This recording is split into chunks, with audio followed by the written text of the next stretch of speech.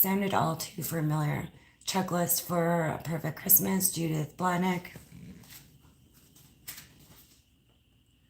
Doubleday Dell Publishing Group Incorporated, 1540 Broadway, New York, New York, 10036, 1996.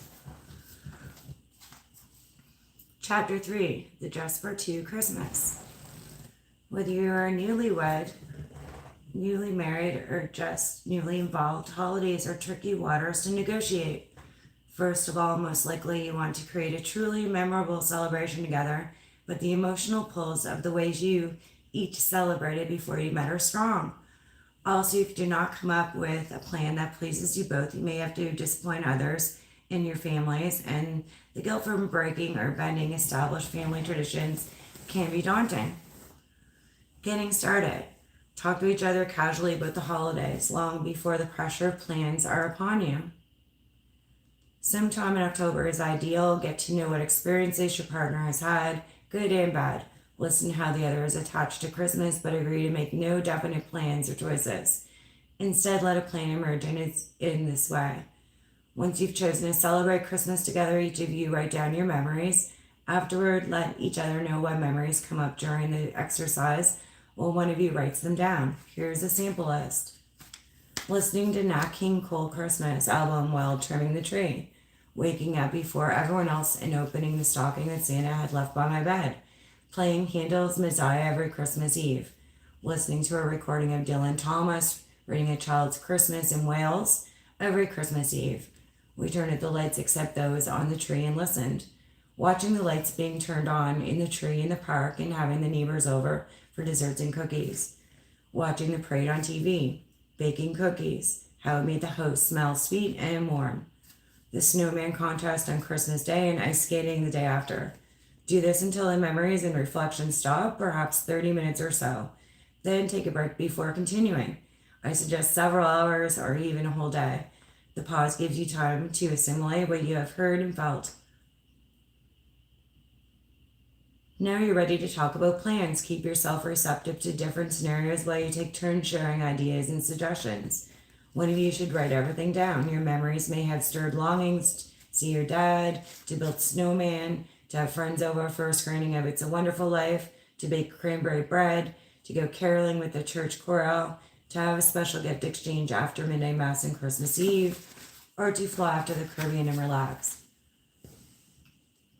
Let the list of possibilities flow from your memories without making any judgments or choices. Your ideas may be directly or vaguely linked to memories. Don't worry, don't judge.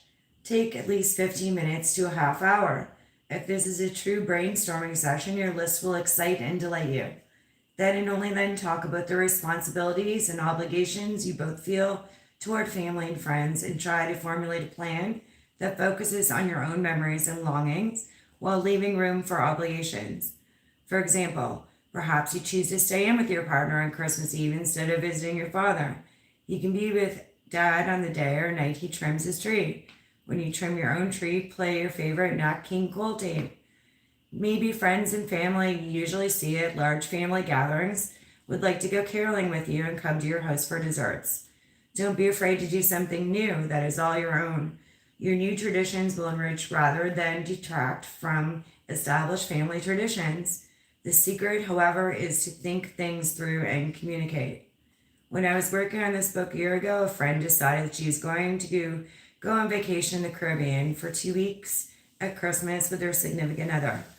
She realized that these plans were going to blow the current status quo relationship with her mother off the block.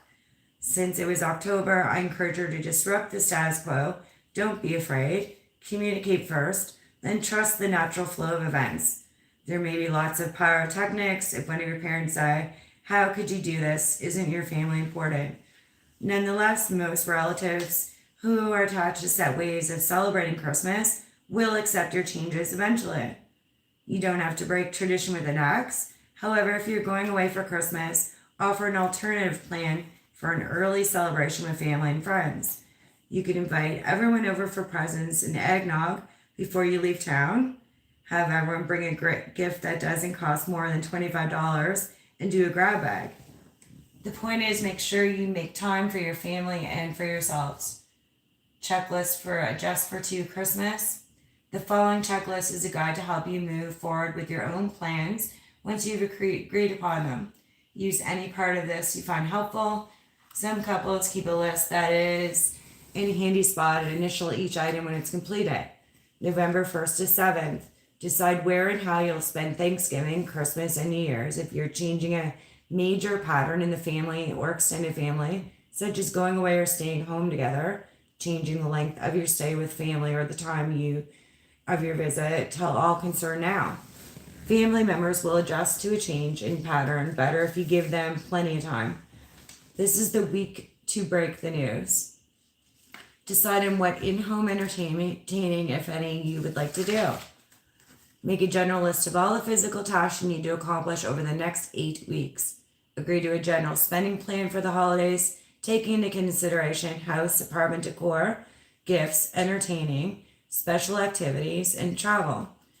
Make your gifts lists for each other and the other people in your lives. Include homemade gifts such as cookies and jams and handmade crafts. For fresh flowers gifts, now is the time to start bulbs, amaryllis, and paperweights. For dried flowers and herbs, now is the time to select hydrangeas for drying.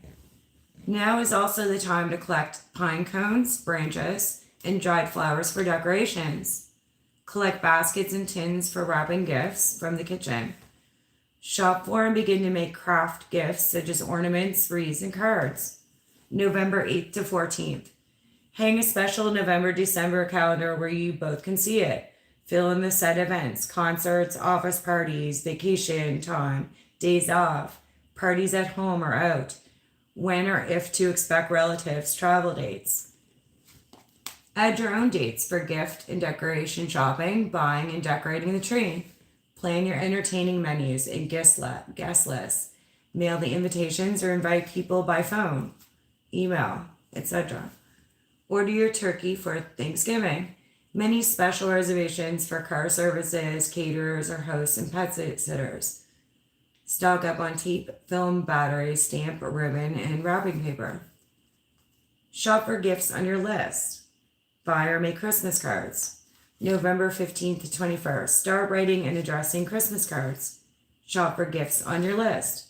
If you'll be entertaining, see that you have enough china, serving bowls, and linens. Assemble holiday decorations and make a list of what you will need. Be sure to have plenty of candles on hand for the entire season. Stock up on frozen dinners or make some soups and chili to freeze for busy days ahead. Continue craft projects. Clean the house for Thanksgiving. November 22nd to 30th. Order gifts from catalogs and online. Shop for groceries for Thanksgiving. Decorate your house with a few autumnal branches, dried flowers, corn swags, or simple bowls of apples and pears. Prepare a Thanksgiving feast and make extra cranberry sauce for gift giving. Set aside a corner room, drawer, or closet for wrapping gifts and decor. Complete your gift shopping. Start baking Christmas cookies and freeze them until you're ready to package them for gifts. December 1st to 7th. Make an Advent wreath and place it in a central location. For the best selection, buy your tree now. Store it in a bucket of water in a cool place, such as the garage. Apartment dwellers should wait to buy their tree. Hang a wreath or swag on the door. Hang outdoor lights in or window trim lights. Plan your holiday menus and assign potluck dishes, if any, to guests. Stock up on non-perishable supplies, wine, paper, plates, and napkins. Complete Christmas baking and freeze. Complete any craft projects, including handmade stockings and ornaments. December 8th to 14th. Decorate the inside of your house with garlands, Christmas cards, and candles. Wrap gifts for friends and family. Mail any that go out of town.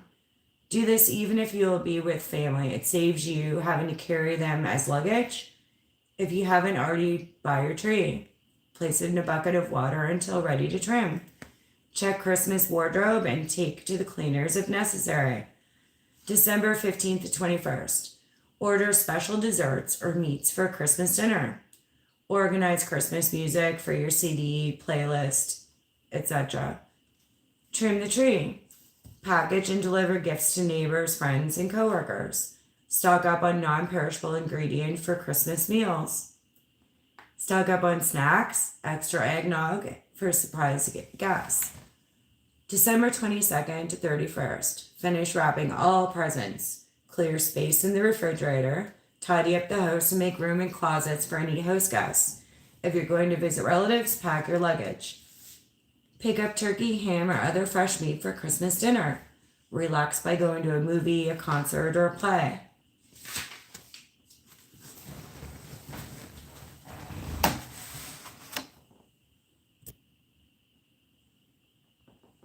Hello, Carlos. Hello, GA. Hey, Freshly. And hello, Ta. Appreciate you guys. Stay tuned for chapter 4 of A Perfect Christmas the next time. Bye, y'all.